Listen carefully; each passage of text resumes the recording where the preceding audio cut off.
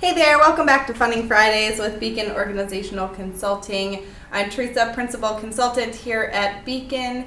Our mission for our new viewers today is guiding nonprofits towards financial sustainability. We really focus on long-term financial sustainability for nonprofit organizations all across the country. Today I want to talk with you about building your grants team within your nonprofit. So this is something that comes up constantly. It seems that we expect our resource development, our grant writer, whomever that person is who's responsible for generating revenues, especially if we have hired that individual, we expect them to achieve these great goals with grant writing. So many times I have come into a nonprofit organization who has hired a new resource development director or coordinator, and they say, here you go, we want you to raise $100,000 in the next year in new grant funds. Just go get it done. We don't give them a roadmap, a plan. We just assume that that person is going to come in with the goals and the plan on their own to execute this and just shake that money tree and rain down new funding for these programs that we are so passionate about. So let's talk about that. Building and formalizing your grants team for your nonprofit organization. I like to execute this grants team and really the formalizing of the grants team process in 6 steps. So I have laid out 6 steps that will help to develop a grants team.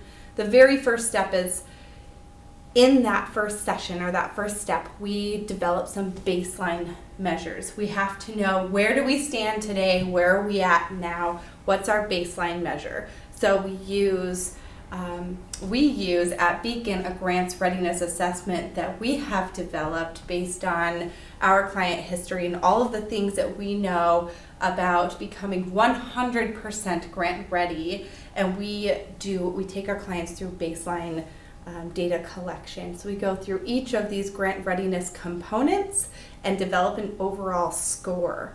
Also, in that first step is assigning your grants team roles.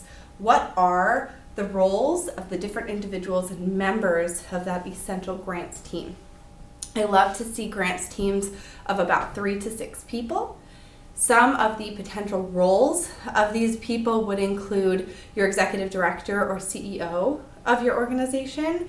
So essential to have their buy-in from the very beginning and their oversight throughout this process and their leadership. This is the visionary person, right? And the person who is able to really help to implement these strategies. We also need our resource development person, whether that's a board member who is chairing the resource development committee, or maybe that's the resource development director or coordinator. You need your person focused on resource development. That person is absolutely essential to this grants team.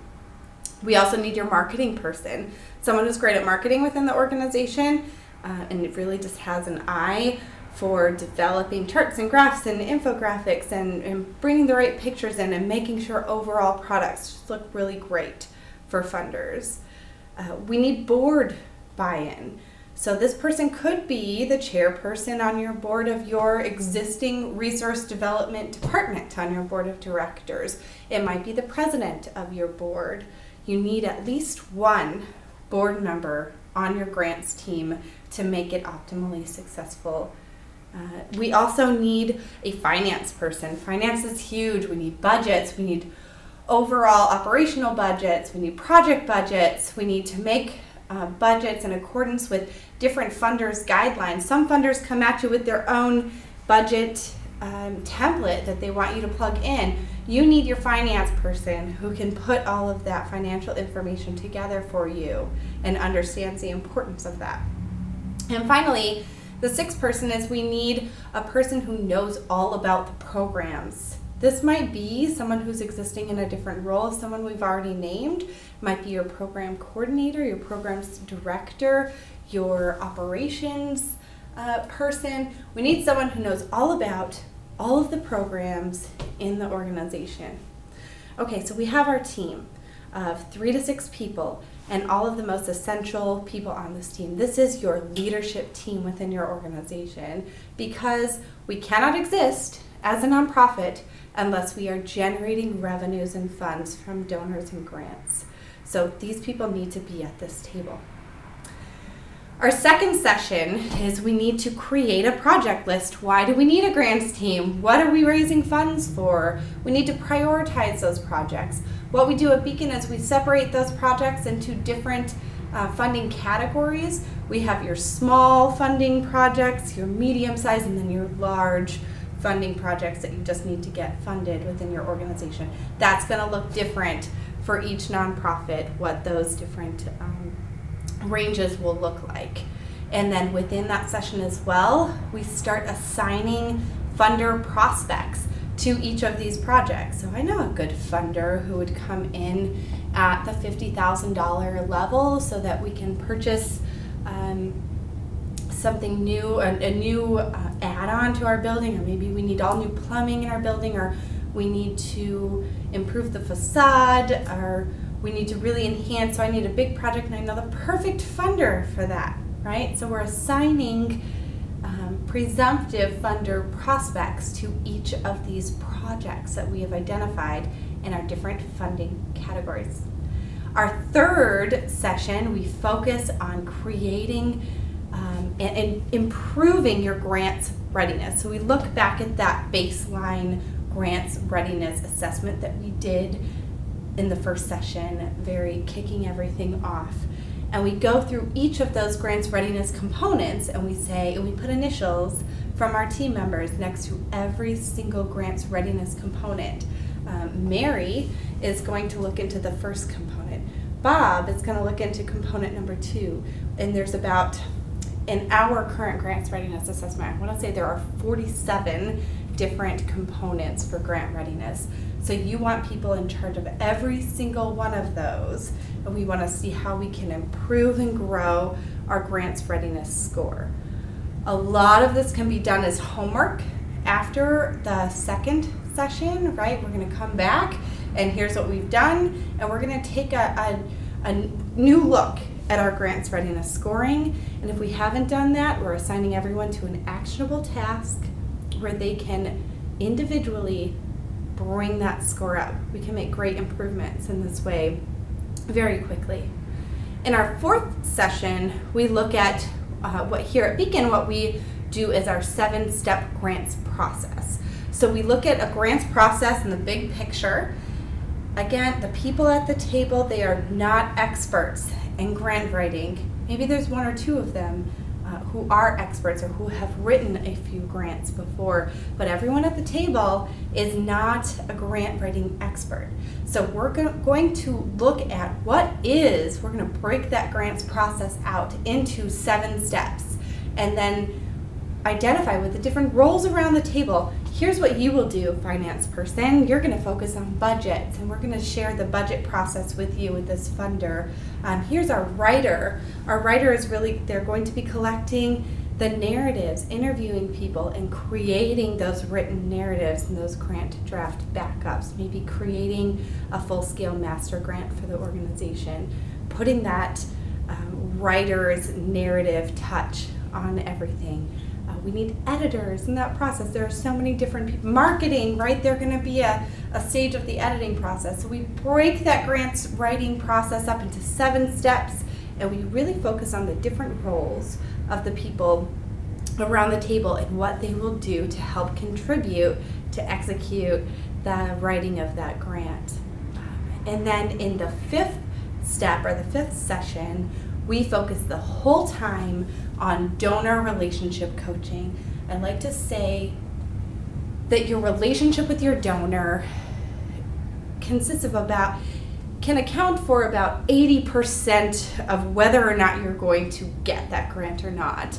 A grant writer can produce the most fantastic, well-written, beautiful grant that has ever been produced, right? And everyone on that team can focus on different parts of just producing this fantastic proposal for a funder. But if that funder doesn't know you and she has 100 different applications on her desk, she's going to really pay attention to those that she knows. She's going to look at those nonprofit organizations that she has developed a passion for over time in the relationship that she has with the organization. So such an essential part, and every role on the grants team can contribute to strengthening these donor relationships. So we really focus that whole fifth session on just developing and strengthening, and we have an 8-step process that we bring you through. How can you develop these roles? Let me tell you, everybody's a fundraiser, and yet so many people say they're not and that they hate fundraising. We break it down in a way where we bring out the fundraiser in you and in every single person in that room as part of your grants team, or every single person on your board.